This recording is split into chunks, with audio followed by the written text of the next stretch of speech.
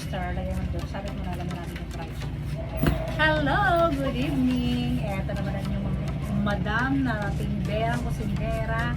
So, it's pricing time naman tayo ngayong gabi. Pagoda pa more. Work pa more. Diba? Bili na kayo.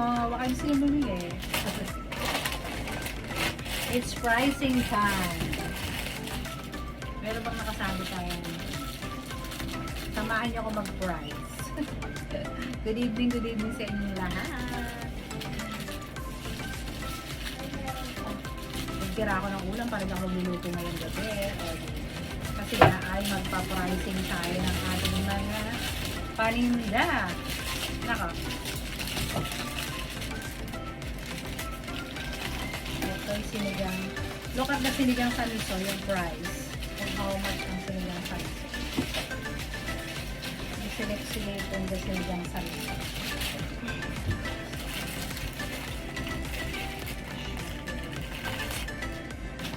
$15.20. Ang punan. Oo, isang piraso.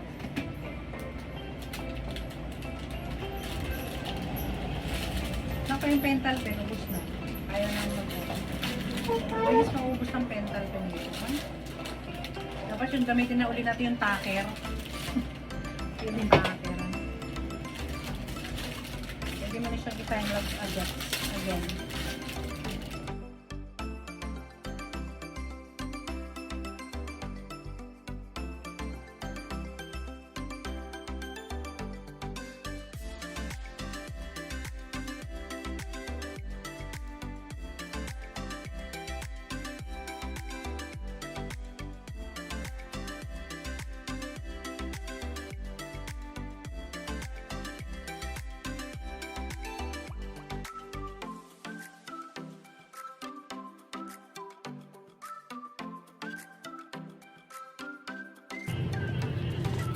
Hello! Good afternoon. So, ito po ang aking pahinga. Ang magbutas ng mga ganito. Diba? Matapos presyohan, bubutasan naman natin ngayon. Diba? This is my relaxation. Relaxation time. O, diba? San pa? Diba? Napaka-kuratsa ng inyong tindera. Kuratsa ng tindera. Kagabi hindi ko po ito natapos. Nadami yan. Tsaka syempre, need na rin natin magpahinga dahil gabi na po yun. Kagabi.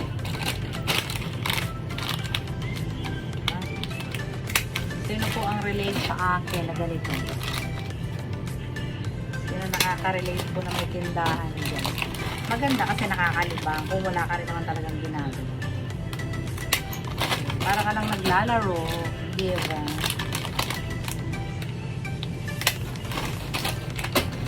Ang natira kong ulam ay isang order yata o dalawang order na tinola, and then sa ginataang sitaw isang order na lang. Yung binagoongan kaog, wala na po siya.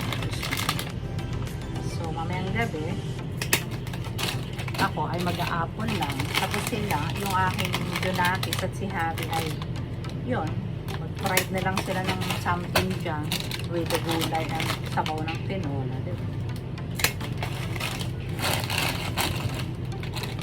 So, tulungan nyo ako mag-ganito. Yun yung nakaka-relate po sa akin ng ganito. Ito yung siesta time ko.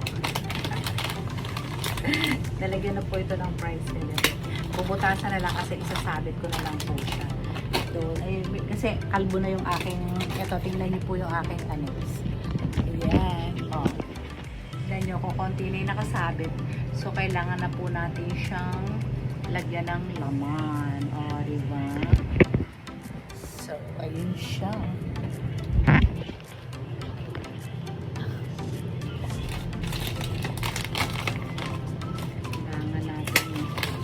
Ang sarap nito, bagong ano, Nova. Nova with sweet corn and lasan.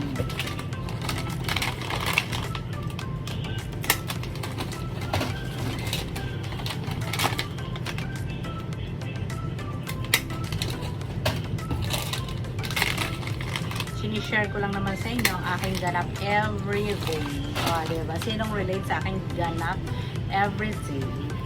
So, ayun, mga madam, it's a bye-bye time.